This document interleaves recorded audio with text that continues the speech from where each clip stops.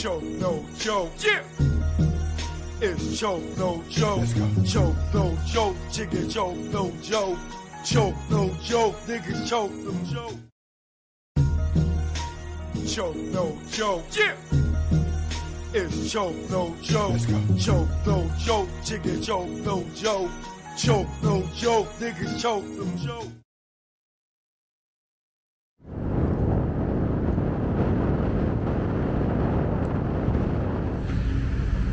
Choke, no joke. Jack Brown. Yeah, now. Choke, no joke. Jack Brown. Yeah. This what ATL in New York sound like. Let's go. Y'all hating ass niggas, I see y'all. Choke, get busy, that's why I got the crown. Hate in the air, you clowns, I see the envy that you breed, jealousy. What you need is your own damn hustle. Stop worrying about mine. Nigga, I'm poppin' cause I put in time. Came out modeling, camera in hand. Still get busy with the mic in hand. Streets pulled out, niggas got sprayed. Niggas turn on you when they see you get paid. The intimidation in your face. Where's the love? What's taking place? You want my gold and my ducats, cause my money overflowing out of buckets. Shot him in public, made people holler. Scar on his face for the money and the power. I'm the choker. Choker.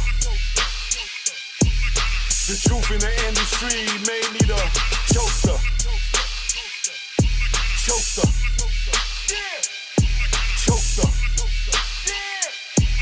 The truth in the industry made me the game had me fooled, got in, was young. Thought talent made you rich, damn was dumb. More to make, cake from crumbs. You gotta be sweet, G or native tongue. My heartbeat went into overload. When Larry tried to turn me into a mole, told me show my curly to the CEO. I didn't think it's funny, so his jaw hit the floor and grabbed that chair that broke his back. Then realized that's a hate attack. Harassment comes assault, you in the maze. No way out, like Puff and Mace. Touch me, tease me, I catch a case. Nigga, you ain't straight as your poker face.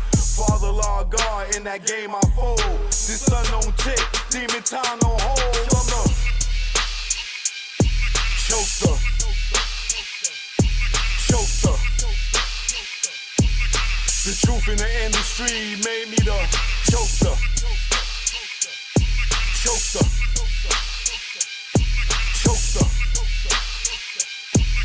The truth in the industry made me the choker. Choker. The truth in the industry made me the choker. Choker. On the ones and twos, choker. What y'all want to do? I'm here now. Eden Wall, stand up. Shout out to the bomb squad.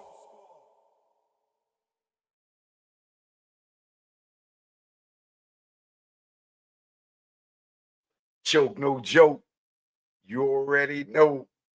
We in the building, baby. I'm sorry for the delay. But trust me, it's well worth the wait. Oh, baby, it's well worth the wait. Shout out to everybody in the building, my fellow Americans. Salute. I see you. You know what I mean? Who else in the building? My girl Michelle Frizzy's here. CC Crippen first in the building. Meezy, what up? Shard is here. The Jenny. The Jenny. I don't know how you say that, Jenny. All right. iRock Jays, what's up? Bruno's in the building. Waikiki Judah is in the building.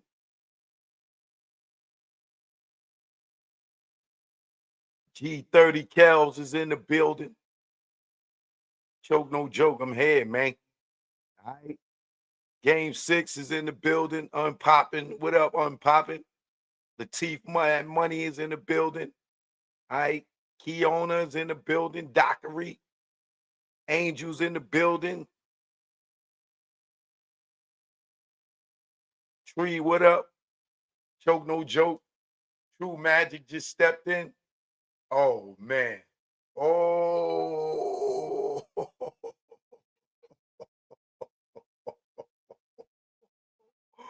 Woo!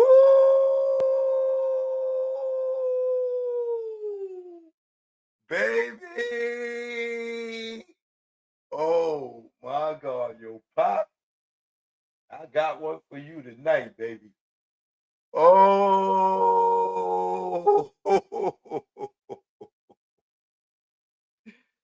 Woo!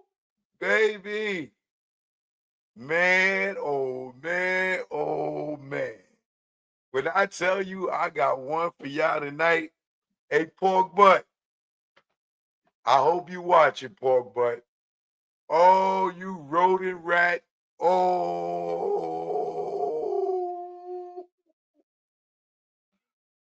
Woo! Pork butt, your ass is dirty, nigga. Ooh, you's a dirty pig. You's a dirty pig. You's a dirty pig. I got you. Ooh, I got you tonight, baby. Oh my God, bro. Citizens, man, what up? Good looking. Shout out to my moderator, hit squad in the building. You know what I'm saying? Shout out to my membership gang. Yo.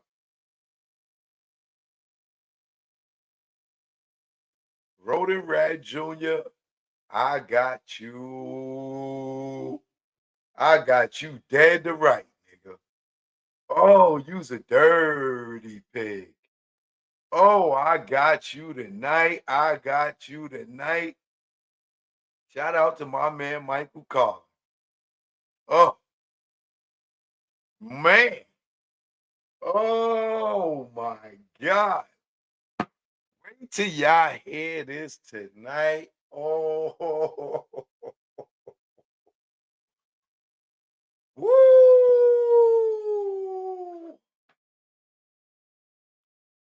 Man, please like this video so the notifications can go out, because I promise y'all it is going to be a bombshell tonight. Like, I might have to drop a funk flex bomb tonight. Oh man, make sure you share this one. Make sure you share this one, because somebody gonna be mad at you that you didn't say, yo, why you ain't tell me to tune in the show? Oh man. Oh man. This one here tonight.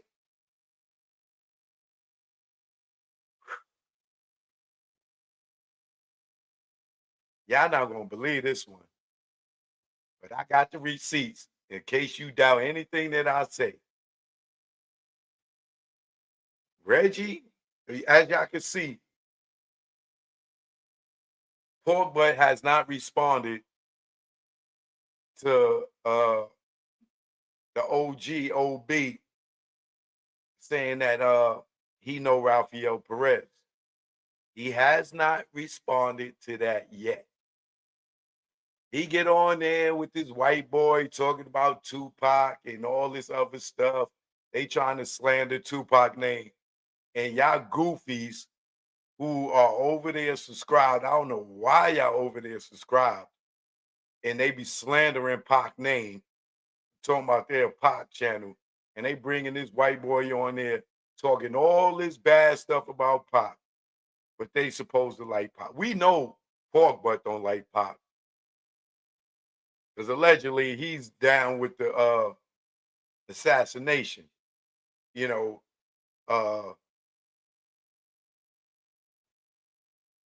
making sure dudes don't have their guns, security have their guns, you know. Oh man, disarming the security. Yeah, yeah, yeah. But when y'all hear this, with the receipts.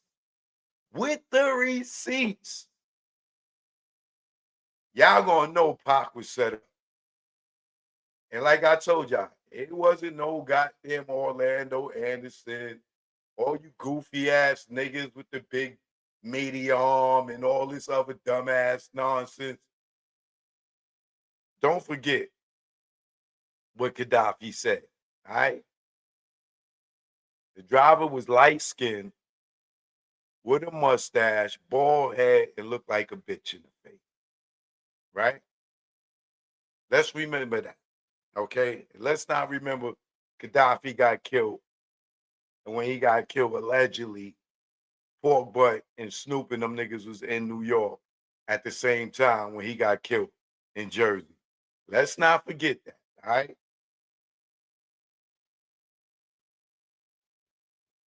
But before I get into all of that, we got some other things to address.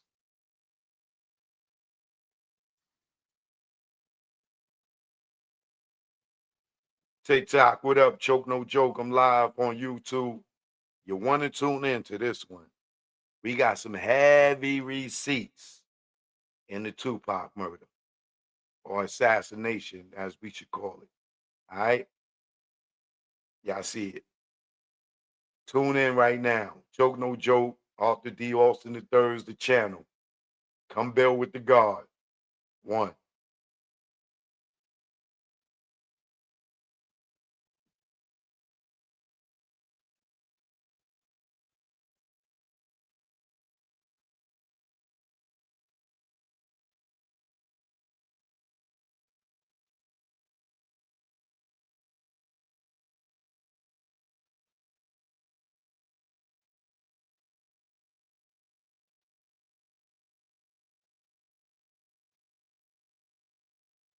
This is going to be a goodie.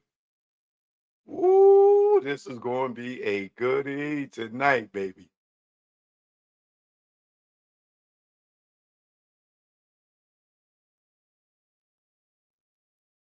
Shout out everybody that just came in the building. All right.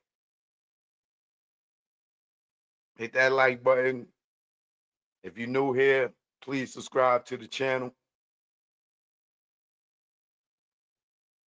So, what I want to start off with is,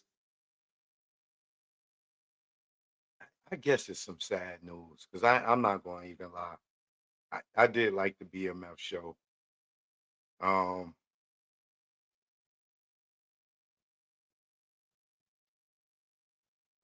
if y'all didn't hear,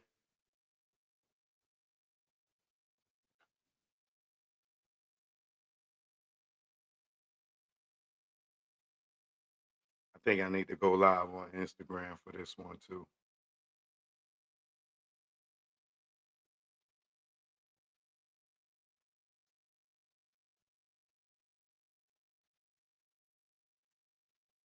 Yeah, let me go live on Instagram.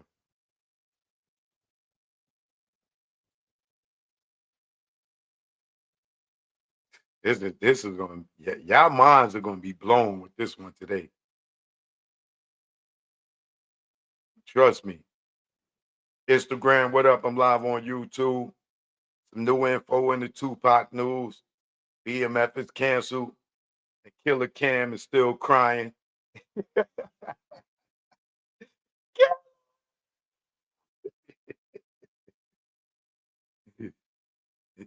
That nigga, I got Cam in his feelings, boy. Oh, I got that nigga in his feelings.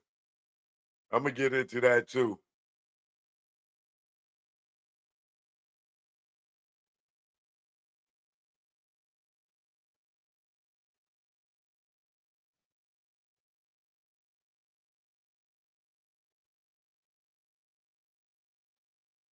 That nigga Cameron's in his feelings.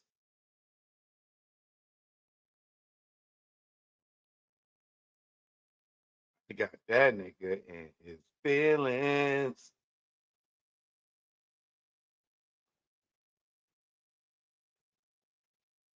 All right, let's get this going.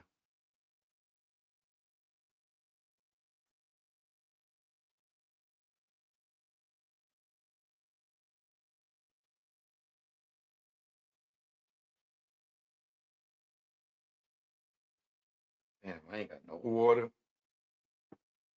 I give me 2 seconds to grab me a bottle of water.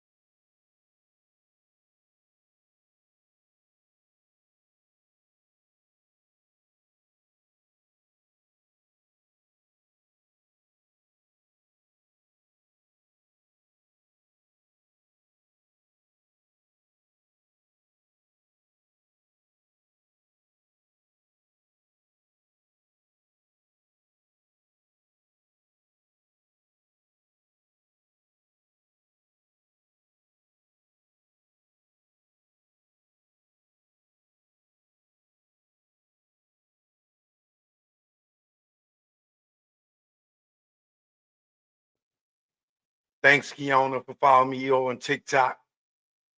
Choke No Joke Official on TikTok. If y'all ain't on there, or if you are on there, get what you got.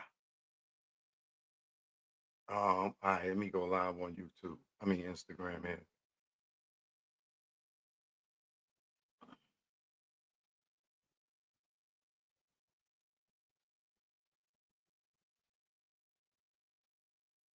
It's gonna be a good one tonight, baby.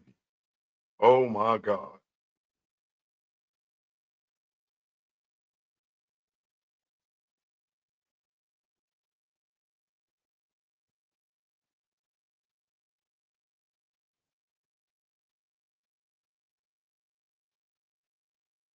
Choke No Joke. I'm live on YouTube. Live on Instagram.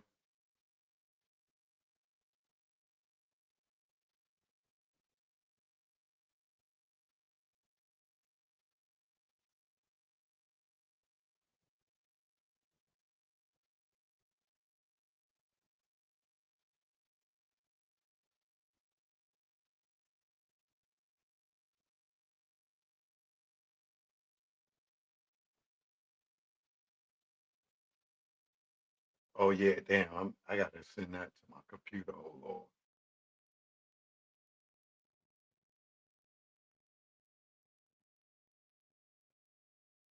Hold on 1 second, Instagram.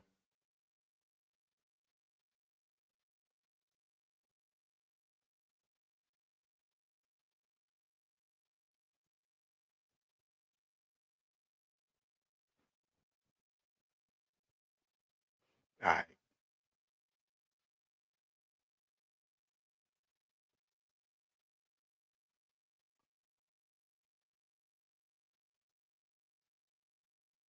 And where they go?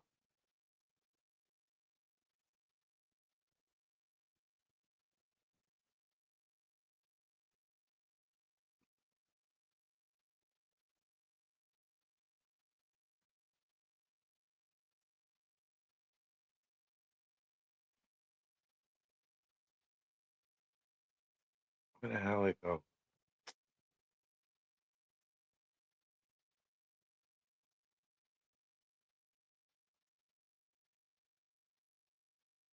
All right, I'll find it in a second.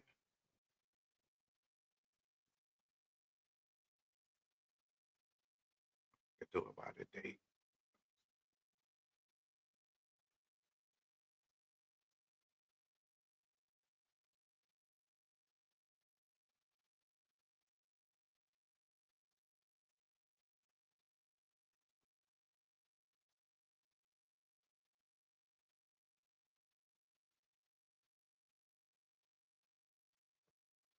Damn, man.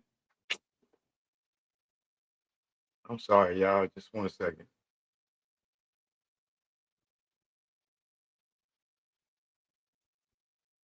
There we go.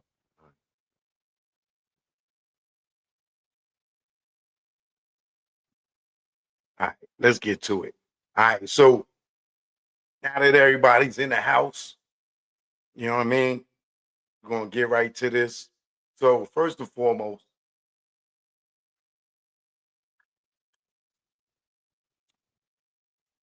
if y'all didn't hear,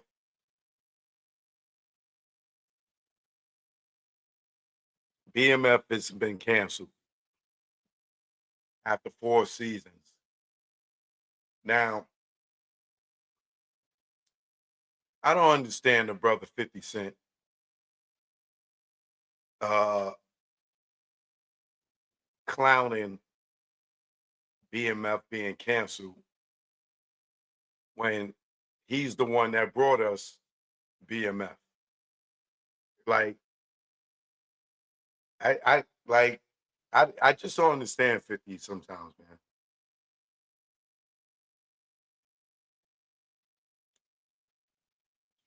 For one, he went so hard to get the series on TV on Stars, and he did it, right? And it turned out in the beginning, I'm not gonna lie, it ended off weak, but in the beginning, it was interesting. We enjoyed it. At least I enjoyed it. It was a good show. As the years went on, as the seasons went on, this last season, it was like the writing was weak. It wasn't really they was just throwing scenes together. It really didn't have no storyline to have you locked in to, wondering where this was going, where it was leading. We wasn't it just got whack. I'm not gonna even lie. It really got real whack towards the end of the season 4. But it started off strong. It started off good. It was really good, right? But then going into season 4, Big Meech comes home. So when Big Meech come home, you know, we see him with 50. Everybody's, not everybody, but those who cared that like Meech, they was happy for him coming home.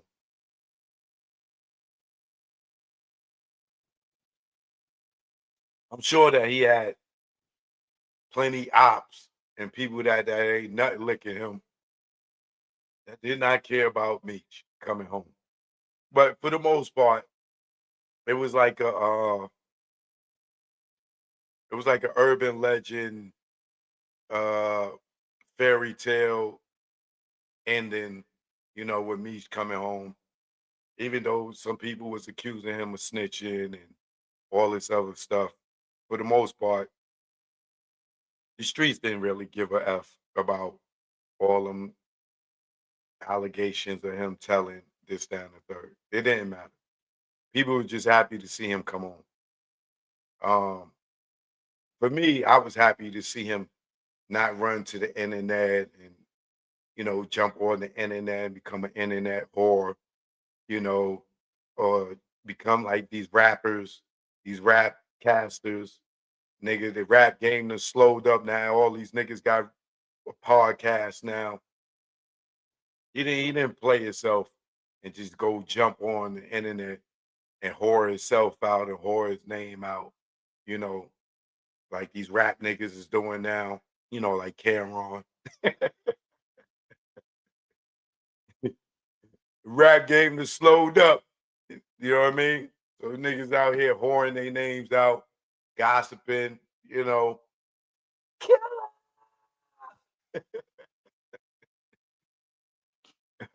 Right? So it would, I was looking forward to seeing more BMF down at Meech's home. Feel like he had a little bit of input. He could add some more to it and make it more intriguing. But then Meech goes and get a bag from Rick Ross. I think I'm Big Meech. I think I'm Larry Hoover. Huh? You know, Ross, he been a fan of Meech, while Meech was locked up. And he had the song BMF, and he was paying homage to Meech while he was gone. So when Meech came home, you know, not getting in the middle of 50 Cent and Rick Ross beef, or not even being around for it, right? You know how 50 is. That nigga is sensitive when it come to people dealing with his ops.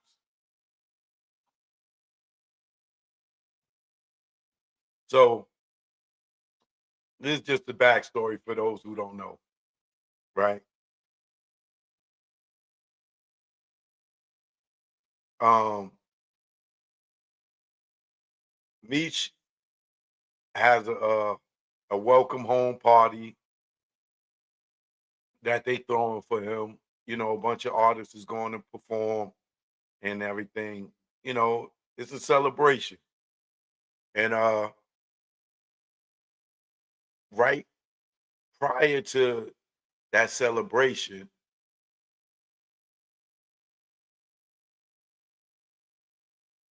he links up with who? Rick Ross. Rick Ross gives Meech a bag. Rumor has it, I ain't gonna even say it's a rumor, so I ain't gonna even speculate on how much he gave him. But he gave him a bag, right? And I don't think that is anything wrong with Meech accepting money from Rick Ross. That's a nigga paying homage to him. He did a song, dedicated a song to him. If he wanted to give him a bag of money, that shouldn't have bothered 50 none at all. But we know the sensitive side of 50 Cent. Can't mess with his ops. You know, whatever beef he got, if you cool with him, that's your beef too. You know what I'm saying? Unless he want to squash the beef. You know what I'm saying? So all the people that was around him when he had beef with Fat Joe, you know what I'm saying? They had beef with Fat Joe. Years down the line, 50 squashes beef with Fat Joe. Them niggas still got a problem with Joe. You know what I'm saying? So it's like Ja Rule. Ja Rule was standing next to Fat Joe, right? They did the New York record together. Jadakiss did the New York record with Fat Joe and Ja Rule. But 50 still got a problem with Ja Rule, but he makes up with Fat Joe. Right?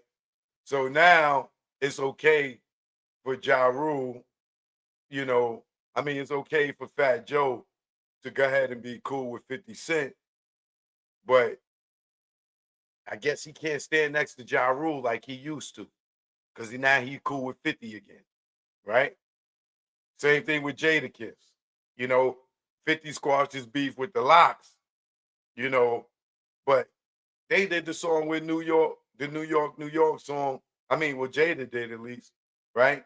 But if 50's okay with making peace with Jadakiss, if 50's okay making peace with Fat Joe, then all his niggas could be cool with Fat Joe and cool with Jadakiss.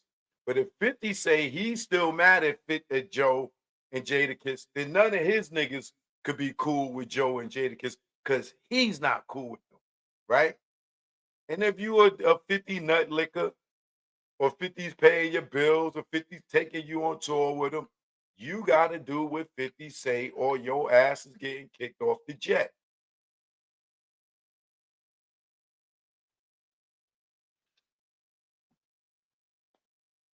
And that's just how 50 operates. It's another person I had in mind too. Who else he squashed his beef with? It'll come back to me. Anyway, right?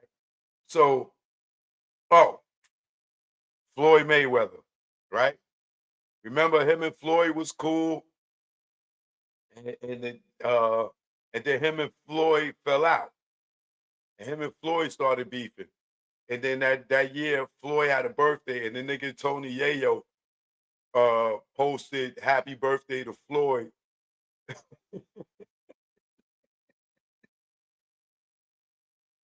Nigga Yayo, that nigga almost got his lights turned off. Like the nigga Yayo wished Floyd happy birthday because he felt like, yo, I could be cool with Floyd, you know what I'm saying? Because we was cool with Floyd, even though him and 50 fell out, Floyd's still cool. He went and wished the nigga Floyd happy birthday, and 50 flipped on Tony Yayo. Yo, nigga, is you stupid? What are you doing? What are you doing? Yayo had to take the post down. Yo, big homie, I didn't know. Hey, I'm sorry, big homie. Please, big homie, don't cut the water off, big homie. I'm sorry, I didn't know. I thought that, I could still wish the nigga happy birthday. So these niggas can't be their own men when they around 50. They got to do as 50 say, or he's cutting the water off. Period. You know what I'm saying? So when you with 50, don't make friends with his friends because they may become his enemies. And then if they become his enemies, they are your enemies. And that's just how 50 roll. So 50 got dudes like Yayo and them on short leashes. You know what I'm saying? Nigga, you run too far out the yard, the nigga gonna yank you back.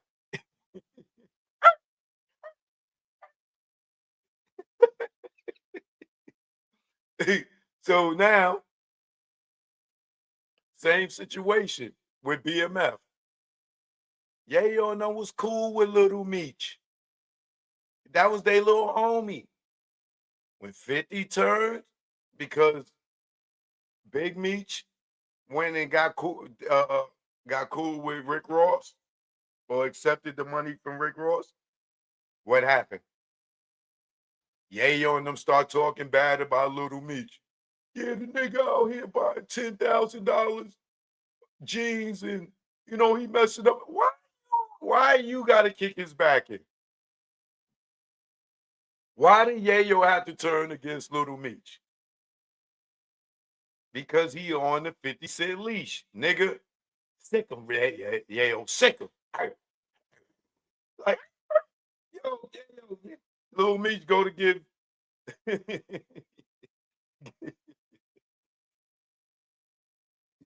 Little Meech go to give Yayo a milk dog bone, a milk bone dog biscuit. He thinking Yayo still cool with him.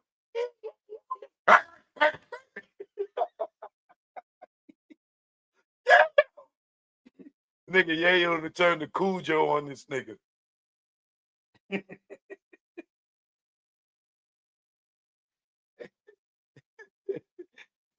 You can't. Do not be cool with none of 50 Cent dogs, man. Them niggas will turn on you.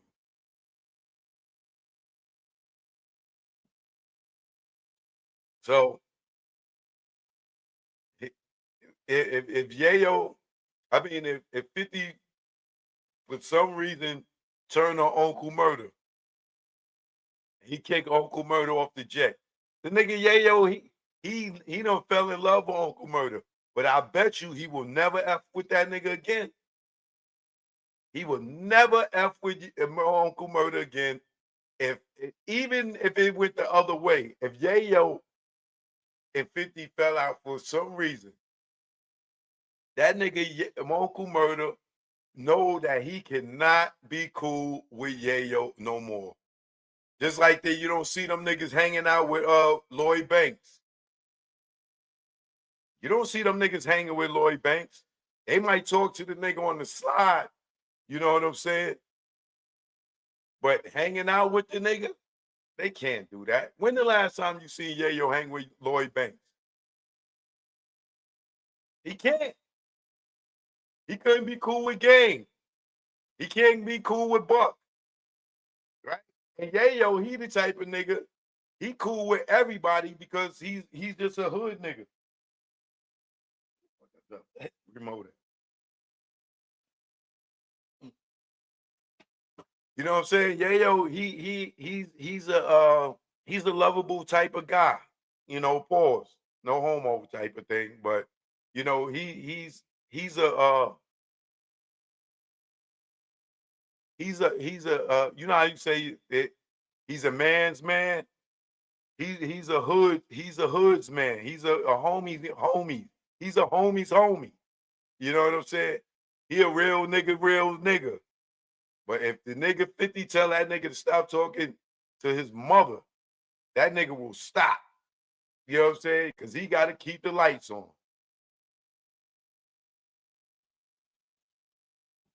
Right?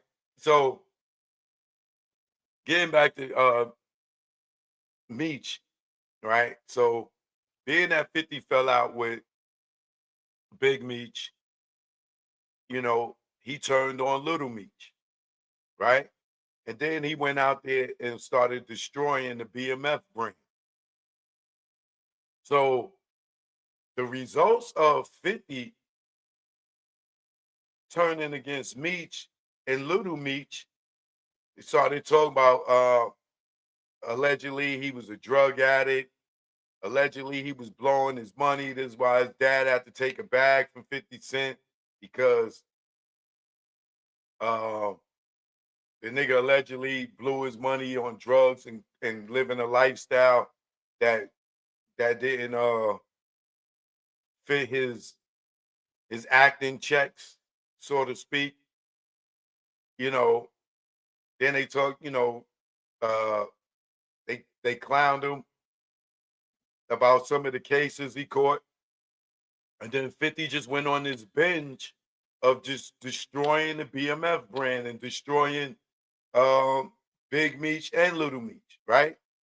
So, what do you think is going to happen if 50 Cent is the one that introduces BMF to the world as his product, as his baby, and then tells everybody, yo, don't rock with it? People are not going to rock with it. At least his fan base ain't. Y'all going to watch what he tell y'all to watch, like Power. You know what I'm saying? Part of Power's success outside of not taking nothing away from none of the actors or anything is 50 brand promoting it. Him taking his fan base and giving his light from his Eminem fan base, from his Dr. Dre fan base, from his fan base, and putting light on it, and that attention, along with the good acting and promotion and marketing, made Power successful until he got whacked with the Ghost series with you know, with this little nigga Tariq, this nigga a goddamn privileged child turned drug dealer. This nigga locked in the house, ain't never been in the streets, didn't grow up in the streets. All of a sudden, this nigga this super drug dealer. That was the corniest series in the world, bro. It made no sense, right? But being that 50 was behind it and he branded it, people watched it until it just got so corny that people just started dropping off. You know what I'm saying? So, and then it started getting real LGBTQ, and 50 was clowning Empire about their show being catered to the LGBTQ. And then here come Power, or Ghost, turn into what Empire was, you know, and a lot of people fell off because of that. Like 50, how you clowning Empire and then you turn around and you doing the same thing on the Ghost series, right? So a lot of people fell off. Uh, I think even by the time like the after Omari Hadaway got off of there, it started getting real funny style. But anyway, so BMF going into this fourth season, ending on the last season, is when 50 started uh slandering BMF, slandering Meech, slandering Lil Meech, you know, and if you look today, he's still on it, right? So today they announced that BMF is canceled on Stars, which doesn't mean that it won't get picked up by another network. I think that it has a strong enough audience that they could take it to another network and still do good. Now, why I'm disappointed is because it was just getting ready to go into when the older Meech, you know what I'm saying? And we didn't even get a chance to see that, and even though 50 is sitting here clowning BMF that it got dropped or got canceled, in my opinion, it's his fault that it got canceled. He is the one who destroyed the brand. He promoted it, he built it up, and then he turned around and he destroyed it. And as these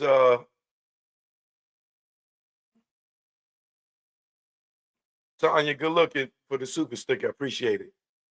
Right? As you know, like these fans, they fickle.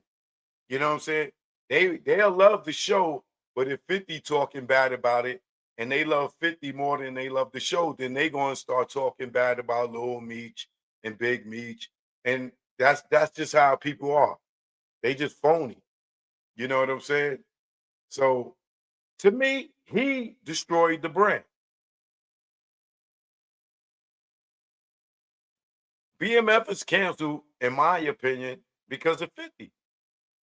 Because if 50 was still praising it, giving it props, and talking trash, and having the little fun competition between the Tariq character and Little Meech, you know, that's what was building it up and everything. But now the ghost is gone. Thank God, because that show just got ridiculously corny.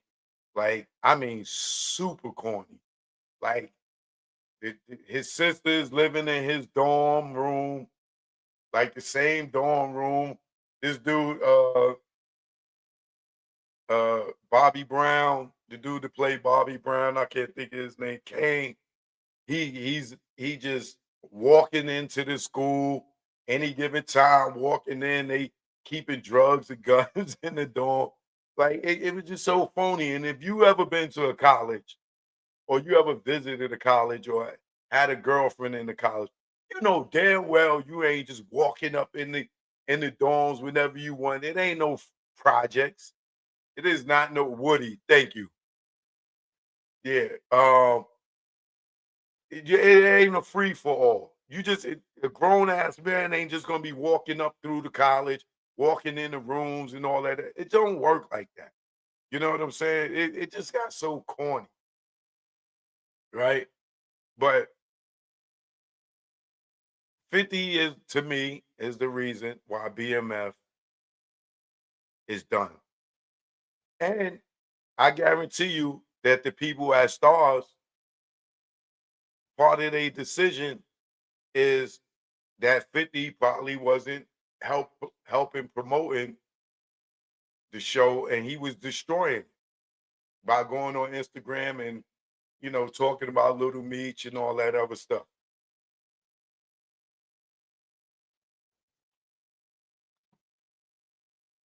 So it sucks, because I did watch it. I was watching it, even though this last season it just didn't really have no real storyline. It was like they just put something together just to keep it going. It wasn't it had no suspense to it. It didn't have no real storyline to follow. It was just, jumping from St. Louis to Atlanta and Detroit. Like the daughter, one episode she pregnant, next episode she 9 months pregnant, next episode she had the baby. Like like it was just moving way too fast. You know what I'm saying? And now it's over, man. So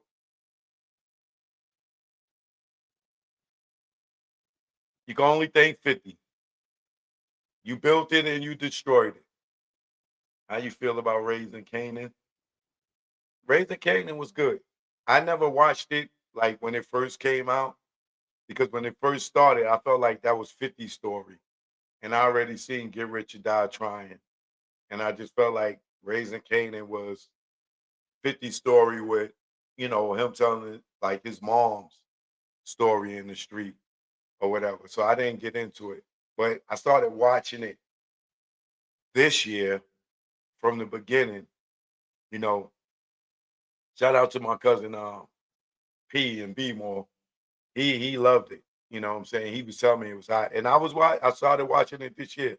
And it really is good. You know what I'm saying? Um, but I didn't get the chance to finish it. I'm still in the first season of it. Um, yeah, Omar Epps was good in it too. He was Kanan's father. Yeah. But so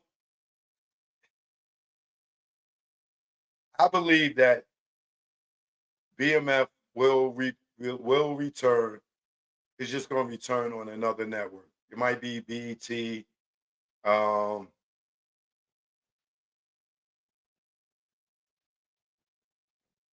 I don't know. I think that it has enough. It has a good enough audience to land up on another network or a smaller network. I don't think it's dead yet. I think it's just for Stars. They probably drop it and they'll probably sell it to somebody else. So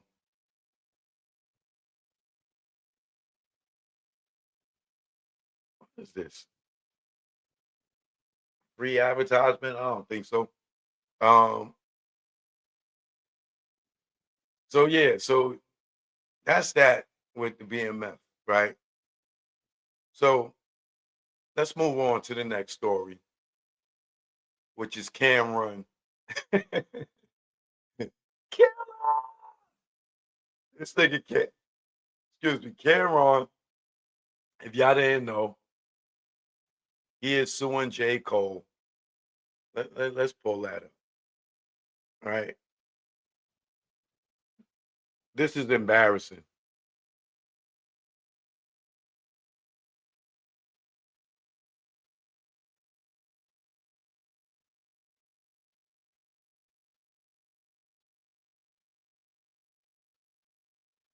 Now,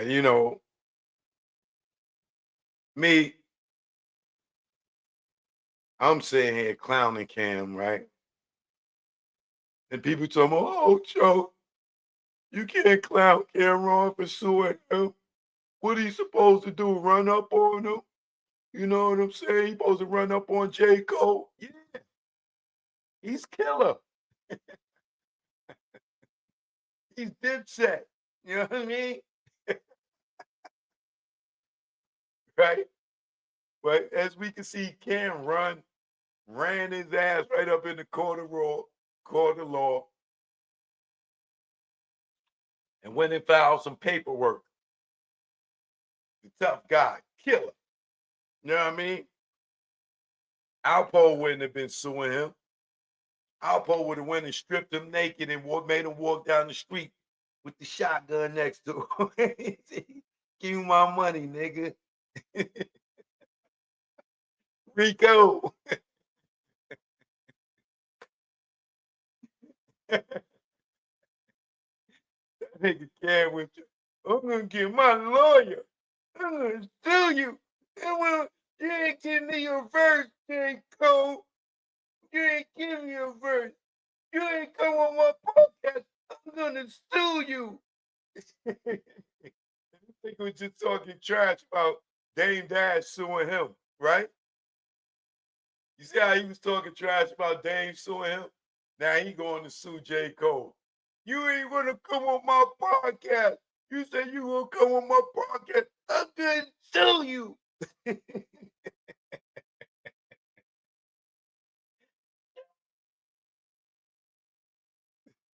That nigga killing, suing niggas with them piano teeth.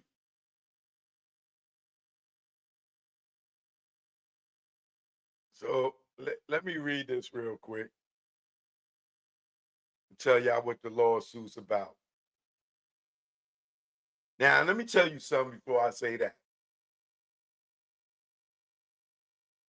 If Jim Jones was still down with Cameron and Cameron didn't issue on the Dipset, them niggas would have ran down on J. Cole. I'm not saying J. Cole was coochie. I'm not saying that. But them niggas would have went to go see J. Cole and they would have put pressure on him and it wouldn't have been no courtroom, nothing. Right? C. Jones, get off my nuts, nigga. I did not sue Jay-Z. Pull up the paperwork. Pull up the paperwork, C. Jones. Pull up the paperwork. I did not sue Jay-Z, nigga. I went and seen niggas and they cut the check. Okay? Ask about me, nigga. Ask about me. Get off my, okay, sucker.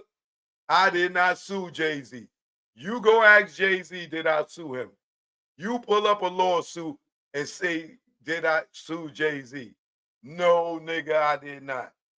I did what I'm telling you, what would have happened if Cam was still with Dipset. Them niggas would have went and seen the nigga and made the nigga, or at least put some type of pressure on him to get the verse or have him show up. Niggas wouldn't have went to court, nigga. I didn't file no goddamn paperwork on Jay-Z. I didn't press no charges on Jay-Z. Jay-Z paid me out his pocket, nigga. Get off my stick, nigga. You wish. I'm not killer, nigga. I'm not the nigga with the piano teeth. Sorry, nigga. No, I didn't sue Jay-Z. Shut up. Yeah. You sound like Cameron, bitch ass. And shit. Cameron put a post up on his joint. Let me show y'all.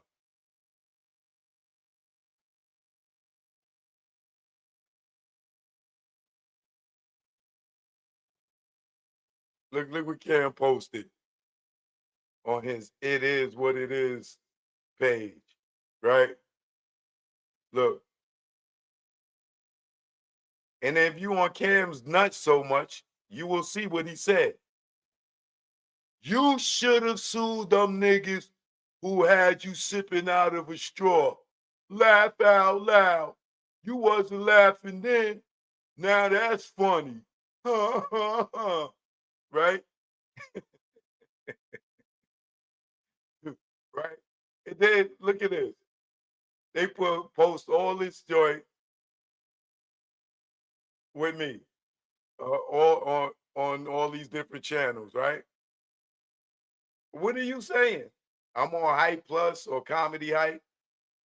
Add up the views on these. I guarantee you, you add all these views on these joints, it's over 5 million views. And thank you for promoting Learn from Mistakes and Learn from Mistakes too, stupids. Thank you. I appreciate y'all. Thank you. Choke No Joke on iHeart Music. Make sure y'all go get that. Choke No Joke on Spotify. Make sure y'all go get that. Thank you, Killer. Look, you know he a fan. He know all my interviews. Nigga went and took screenshots of all my interviews. Thank you, Killer. Thank you. I'm gonna leave it up for you too, Killer.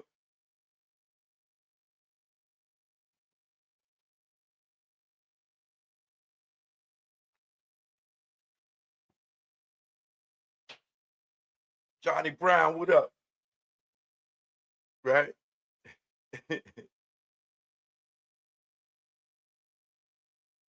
So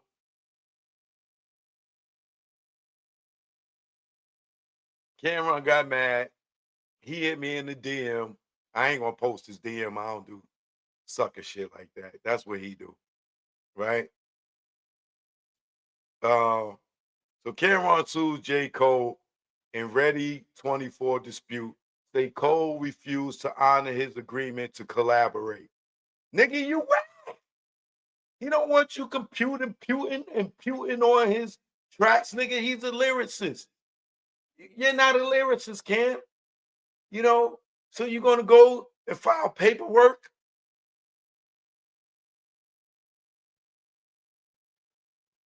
Cameron is officially suing J. Cole, excuse me, for allegedly failing to honor the terms of a late 2021 verbal agreement centering on Ready 24. You suing him for a verbal agreement? You didn't even get it in writing? You didn't even get a contract,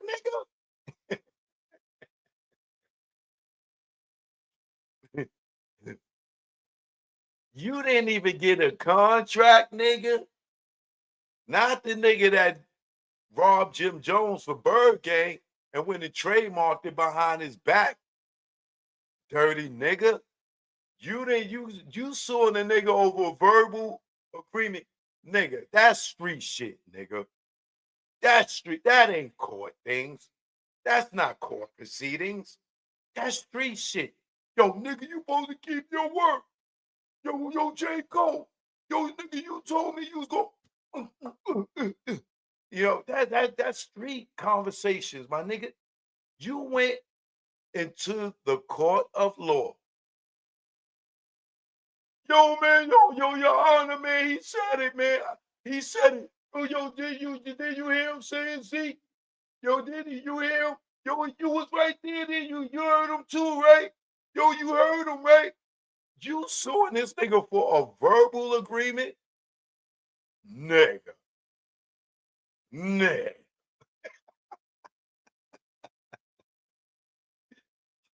Yo, J. Cole, you didn't hear him, did you?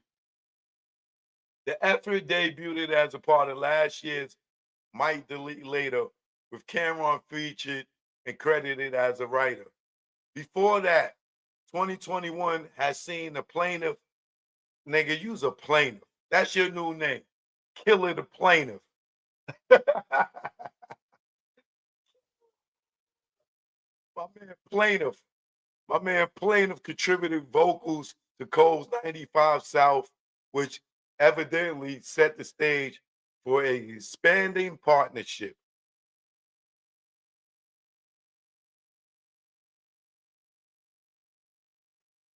Specifically, the plaintiff, Killer, is said to have contributed lyrics to the introduction and the second verse for Cole's Ready 24, which the two recorded during a June 2022 session at Electric Lady Studios in New York. That's down in the Village on 8th Street, if you don't know.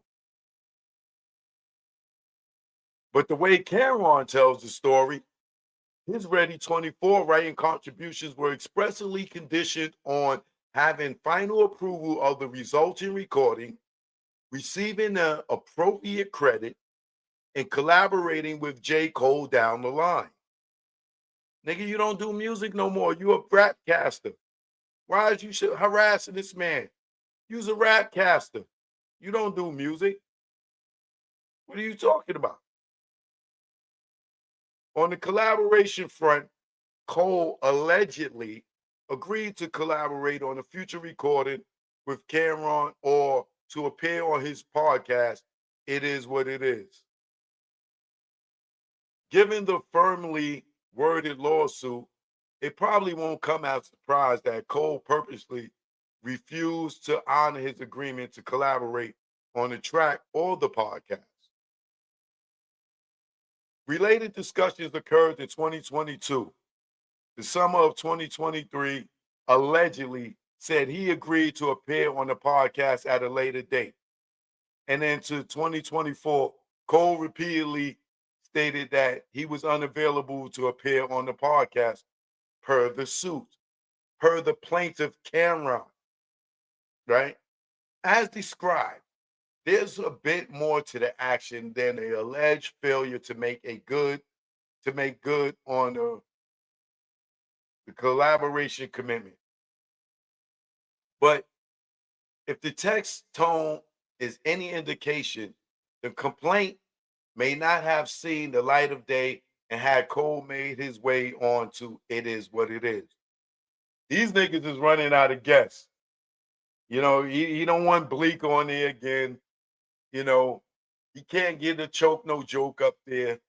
He can't get a Jay-Z up there. He can't get a Dame Dash up there. You know, it is what it is, nigga. Nigga, J. Cole don't play sports. Why is he coming on It Is What It Is?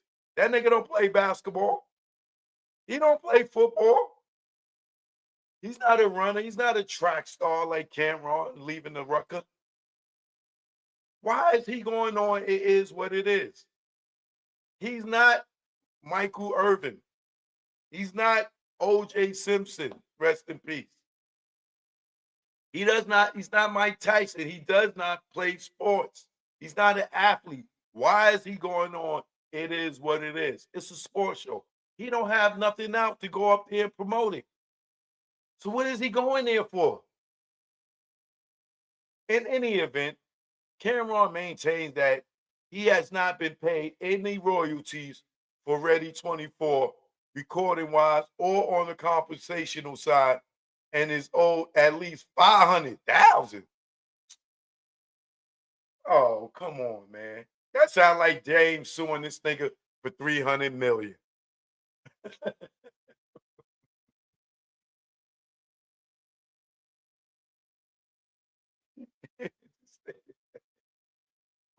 $100,000. Nigga, who you think you are, Drake? Like, nigga, 500,000. You never even signed a deal for 500,000. Yet alone one song. Man, if you don't get the hell out of here, Cameron.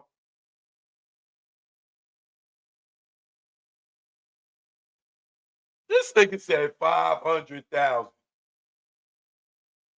This nigga, come on, Cam. You ain't even pay 500,000 for them teeth, nigga. And with the ownership of the work, therefore, front of mind, the plaintiff, Cameron Giles, says he's entitled to a piece of the recording which is not registered with the Copyright Office. I bet you went and checked that, nigga. You trademark stealing ass nigga. The plaintiff brings this action for a declaratory judgment that the sound recording is also a joint work under the Copyright Act. The suit spells out, besides J. Cole, who didn't immediately respond for a request for a comment, the complaint names as the defendants Cole, World, and Universal Music Group.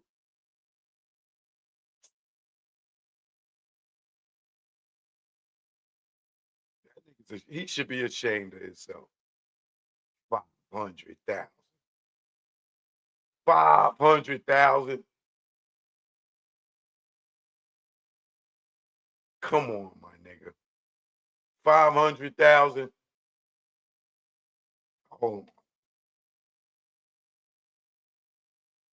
Isn't there a video with these two with Cam nut hugging J. Cole?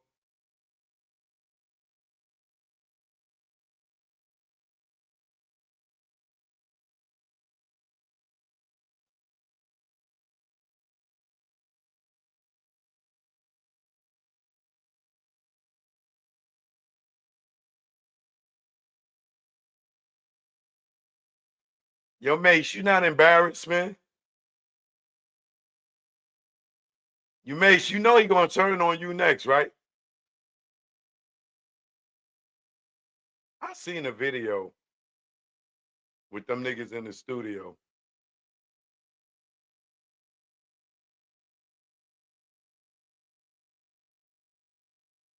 Oh, here you go. Video this is. I'll play it. This nigga be wanting to sue me next. Yo, Joe, yo, I'ma sue you, nigga. You clowning me.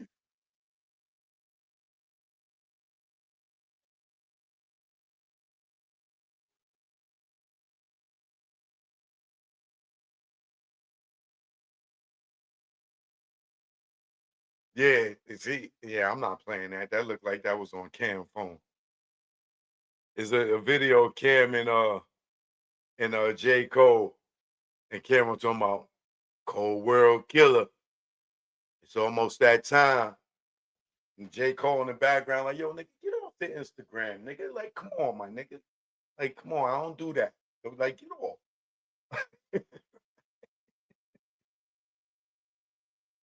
This nigga Cam said 500,000.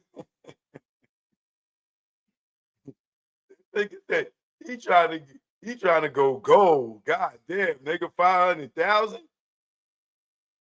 Jesus, killer. With a verbal agreement, you ain't even got a contract. You ain't signed no paperwork. You trying to get 500,000? 500,000? Nigga, you must need a new lineup and get them teeth shaved down.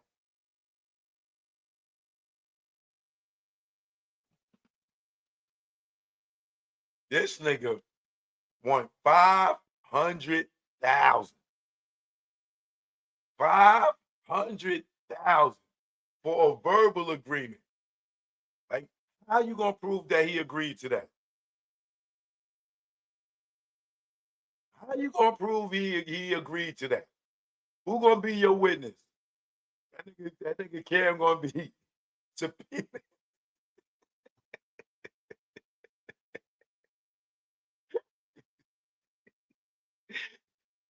Y'all better be careful. Cam gonna be hitting y'all niggas with subpoenas. Boom. Nigga, you was in the studio. Boom. You was in the studio. Boom. Yeah, don't answer your door. The nigga Cam coming around with subpoenas, y'all. And they gonna be subpoenaing niggas to come to court. Yo, nigga, you heard him say that he was gonna do a joint with me, nigga. Yeah.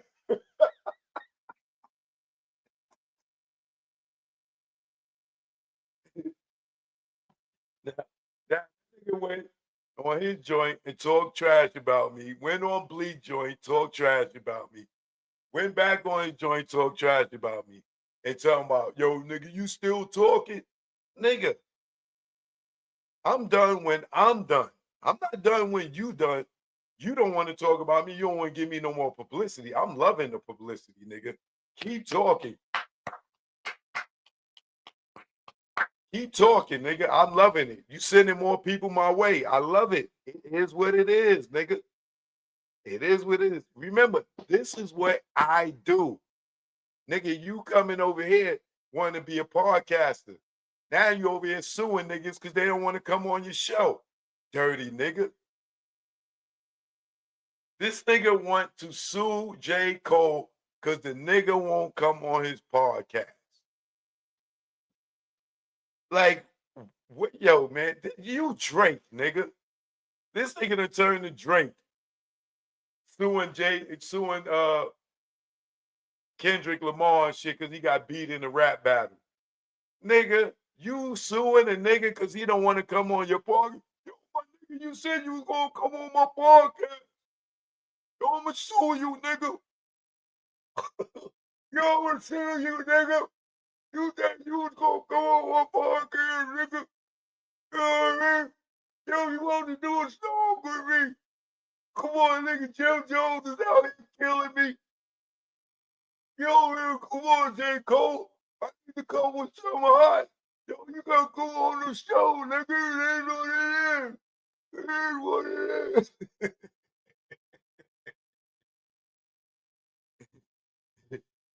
That nigga can. Nigga just walk up the can with a Corona bottle and just put and when they need to pop the top, they just put it right in can mouth.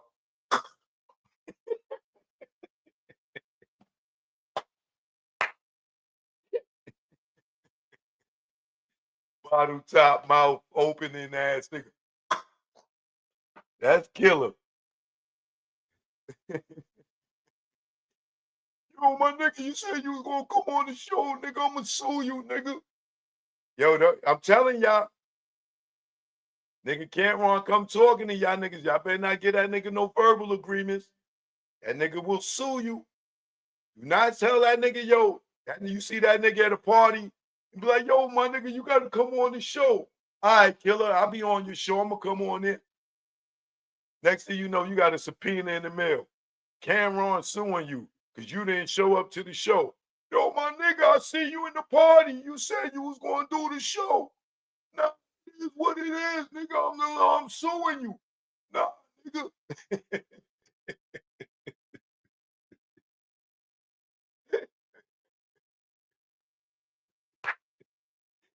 This nigga suing J. Cole. That nigga suing J. Cole because the nigga won't come to the show, my nigga. Yo, J. Cole, man, just go up there, man. Just go up there, man. Just go up there, man, and say you kill a lawsuit. All right, Cam, kill a lawsuit, nigga. I'll come on your show, nigga. What you want me for? An hour? 2 hours, man? What you want me to do? You know what I mean? Yo, I'm gonna come do the show. I will go up there, sit up there, and don't answer no questions. So, yo, J. Cole, man, you know why you call your label Cold World? My last name Cole.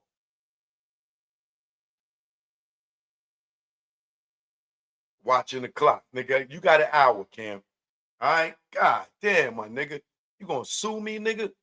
Because I don't want to come up to the show. I ain't got nothing to promote, my nigga. Wait till the new album come out, Cam. I told you I got you, nigga.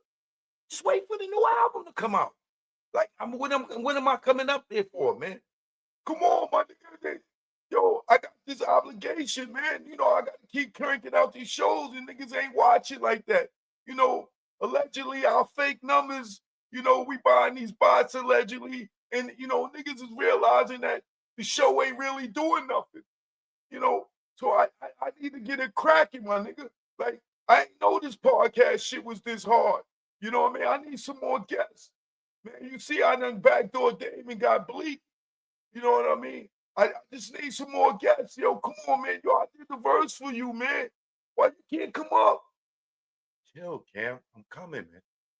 When I drop the next project and I got something to promote, I'll come up. Yo, come on, my nigga. I'm drowning out here. I ain't know this podcast shit was this hard, my nigga. Yo, come on, J. Cole. Yo, come on, man. I did the verse for you, my nigga. Like, come on. You told me you was going to do it, man. We had a verbal agreement.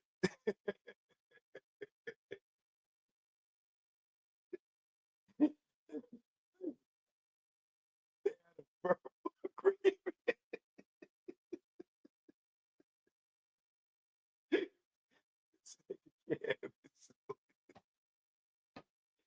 Cam is suing this nigga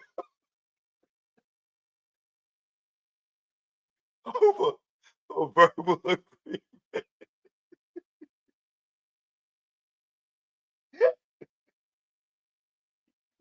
Yeah. Cam is suing this nigga for real, y'all, over a verbal agreement. Nigga, you are Drake, nigga. You might as well go ahead and paint your nails and get some barrettes too, nigga. You are Drake, nigga. Drake.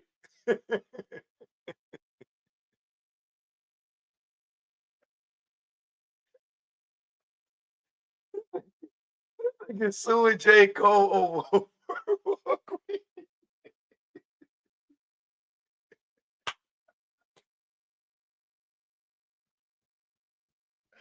Yo, I keep telling y'all, niggas think this podcast shit is easy. It's not, my nigga.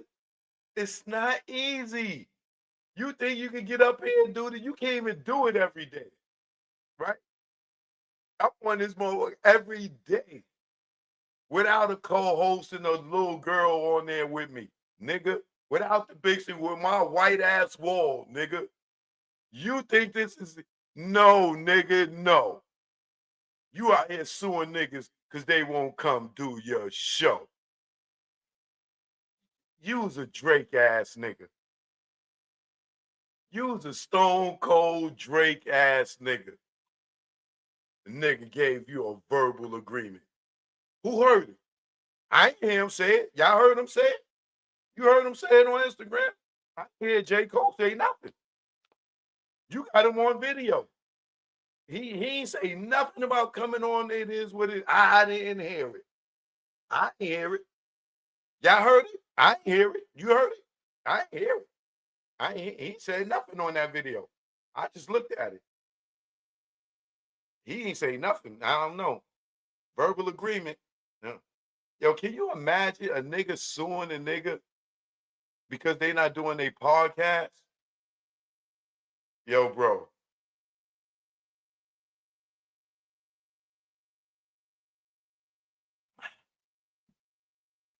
I'm not gonna let him live this one off. Like, yo, I'm going to, when they go to court, I am going. I promise you. Y'all gonna see me at the courthouse trying to get an interview with J. Cole.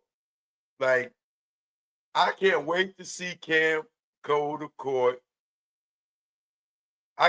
Yo, he gonna have it on his "It Is What It Is" suit, or is he gonna wear all pink? He gonna wear that pink fur?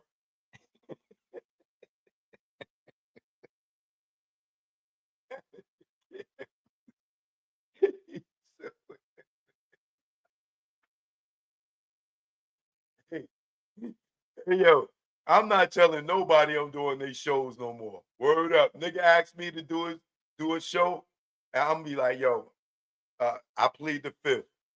You know what I mean? I plead the fifth.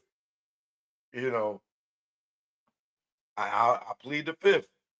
You know, yo, Choke, can you come on my podcast? I plead the fifth. I plead the fifth. Because niggas like Cameron out here, you tell that nigga, yo, you gonna do this show, that nigga gonna sue you if you don't show up. Or for verbal agreements. That's now I know why Bleak did his joint.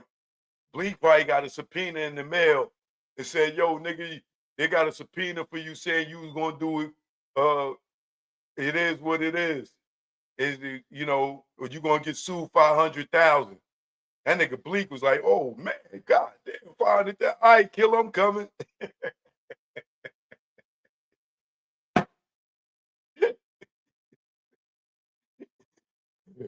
Yo, oh God, my head is hurting.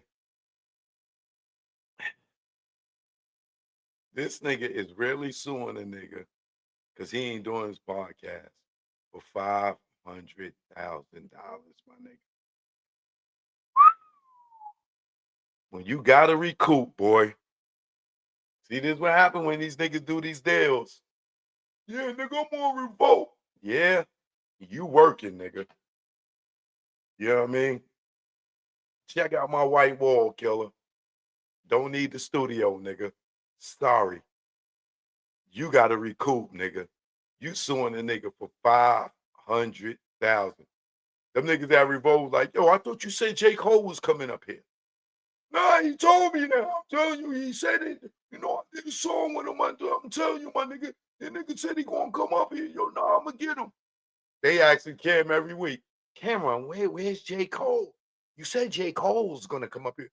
Ah, no, yo, the nigga ain't answering his phone. Yo, come on, my nigga.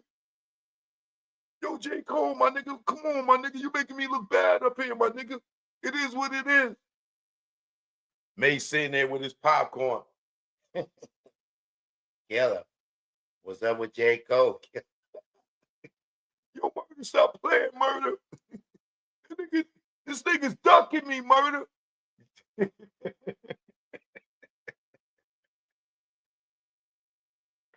Yo, J. Cole, man, making me look bad, my nigga.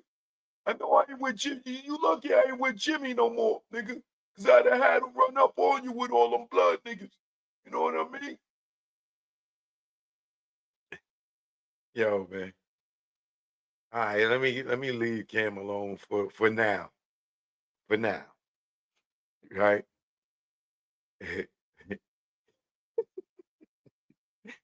He's really,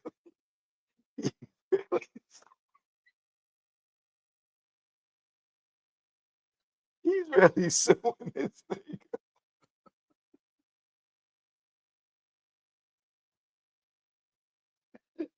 He's really suing this nigga over a verbal agreement.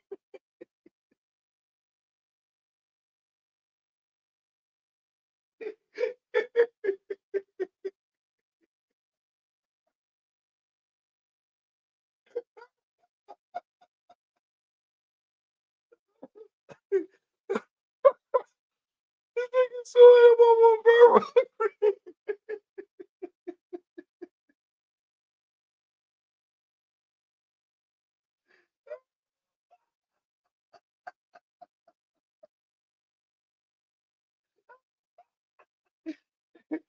Yeah, yeah. He's suing this nigga over a verbal agreement, my nigga. Yo, yo, Jim, you got to be embarrassed by your little man's. Yo, bro, over a verbal agreement. He ain't got no contract. This nigga went and filed. I hope he went and got a real lawyer and then do a chat GBT like Dave. Like, yo, this nigga, Lee B Town, he's suing J. Cole over a verbal agreement. You know what that is? Like, if you've been in this industry as long as I have, niggas will tell you anything. You know what I'm saying? Yo, what's up, my nigga? Yo, we gotta do lunch. Don't tell Cam that. Don't tell Cam, yo, we gotta do lunch, my nigga. That nigga will have you in court. Yo, my nigga, the nigga said he was gonna do lunch.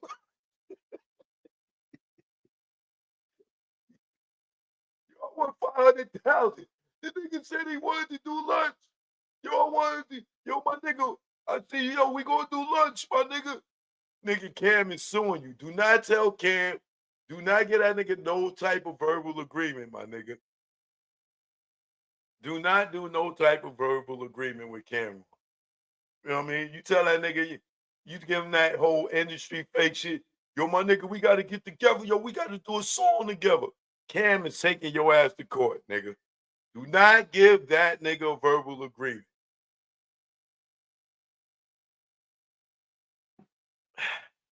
That nigga he's suing you. That nigga is suing you. Do not give Cameron a verbal agreement. J. Cole, brother, you got to watch what you say, man. All right, J. Cole, watch what you say when it come to Cameron. That nigga will sue you over a verbal agreement. Yes, he will. Mace, you better be careful. You know how much stuff Mace probably promised that nigga? Yo, Killer, we going to do an album, nigga. We going to do an album. Mace, you getting sued next, nigga. And they going to take all your popcorn.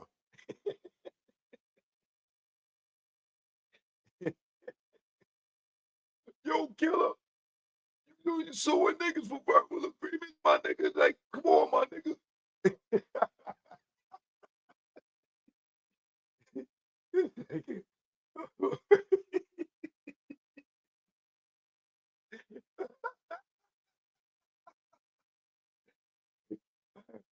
I gotta get off this subject because I will not stop laughing. Oh man. Let me get it together real quick.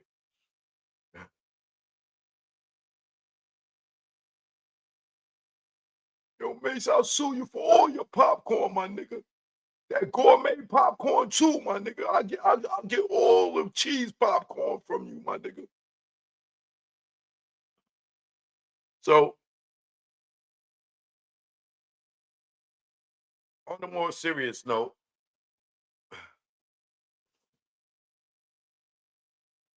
I gotta blow my nose, man. On a more serious note, we want to send our prayers to everybody over in Jamaica. You know, shout out to all my Caribbean massive, everybody over in Jamaica. I hope that, there's no casualties and y'all survived the storm. You know, I have people that, many of us been to Jamaica. A lot of us love to go to Jamaica. It's a beautiful vacation spot. So shout out to my mans like Mix Max and David and my man Michael. I was talking to him yesterday. He was talking to his cousin on the phone yesterday. And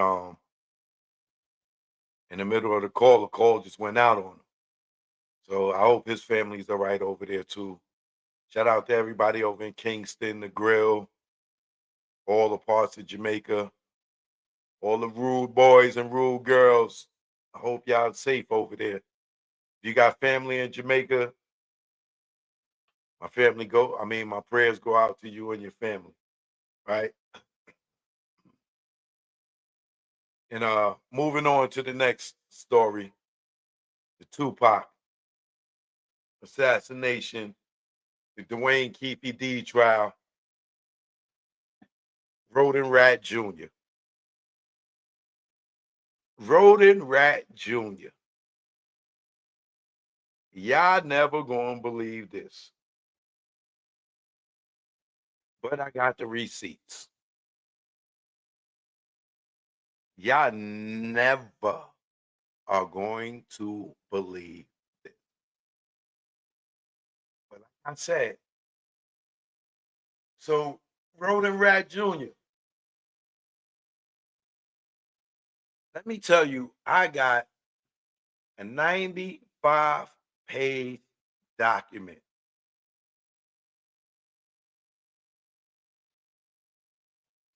You know what that 95-page document is, Rodent Rat Jr.?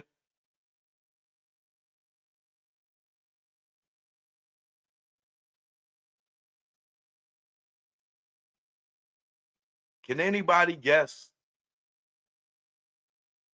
what this 95-page document, 95 pages is long, so I got to do a whole show on that separate from this one because we'll be here to 1 in the morning, right?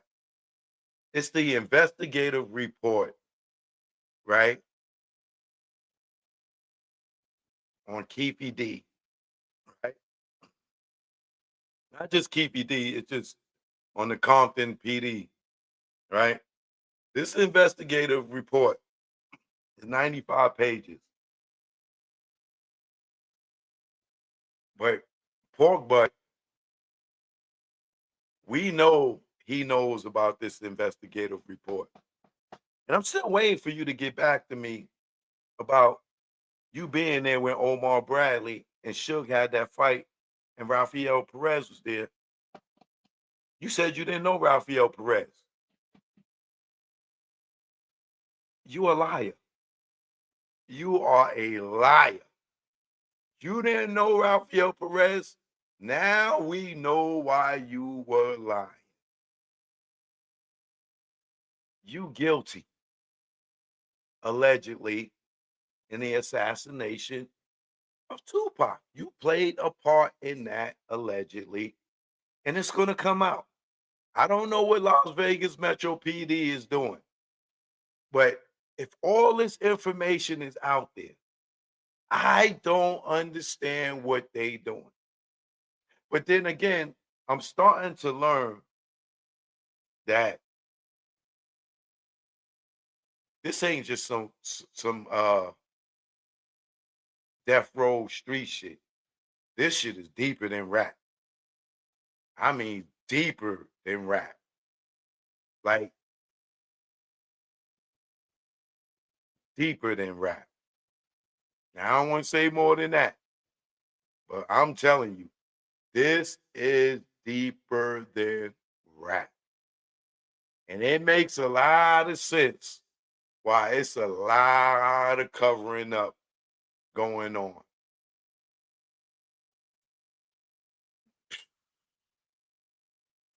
It's borderline scary that there's so much covering up going on so many levels.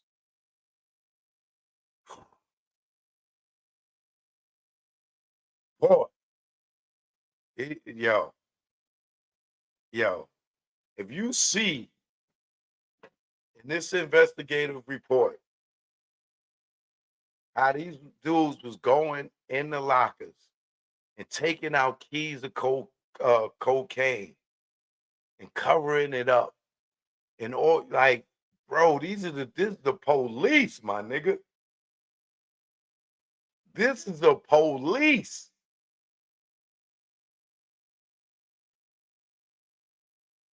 So,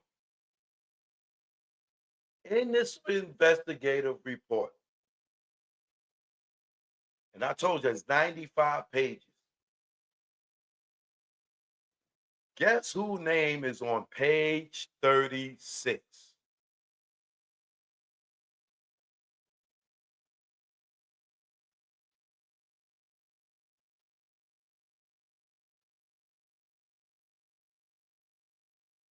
Rodent Rat Jr.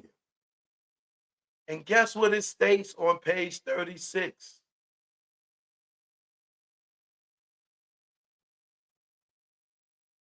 In this raid, it was a raid on Dwayne Keefe D. Davis, right? In 1997. Right? Now remember, Pac died in 96. When they raided Keefe D's shop, right? In that raid, they found Keefe D's payo book, right? If you don't know what a payo book is, that's his book where he keep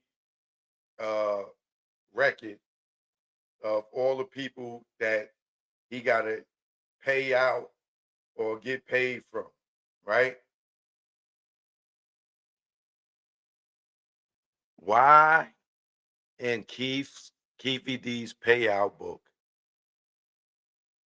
is Reggie Wright Jr.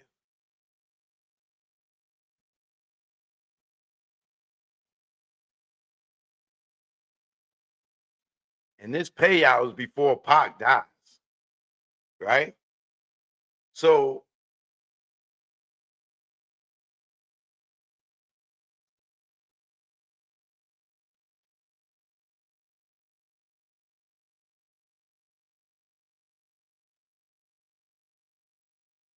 is that sinking into y'all? Now I'm gonna say allegedly he was selling drugs with Keefe D because I didn't see any hand exchange. But according to this investigative report,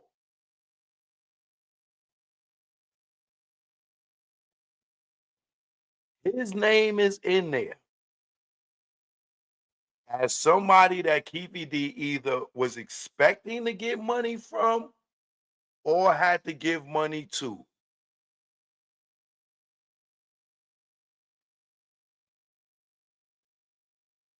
And this is before Pac gets killed, right? Now I need y'all to understand where I'm going with this.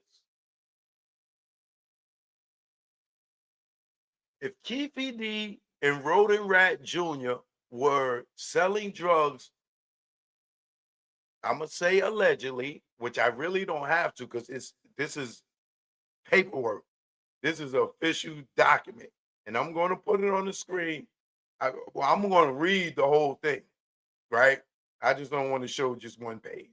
I'm going to read the whole thing, and we're going to do this on a whole nother show, right?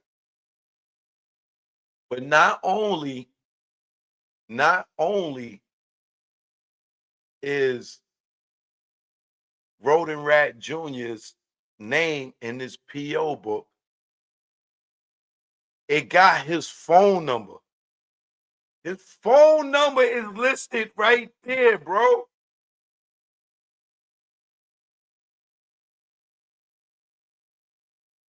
So now when you go and you think about the MGM video and Orlando standing there, when you go and you think about after the shooting, Rodent Rat Jr. knows immediately that it was Orlando Anderson that called his father. Set up, right? When you think about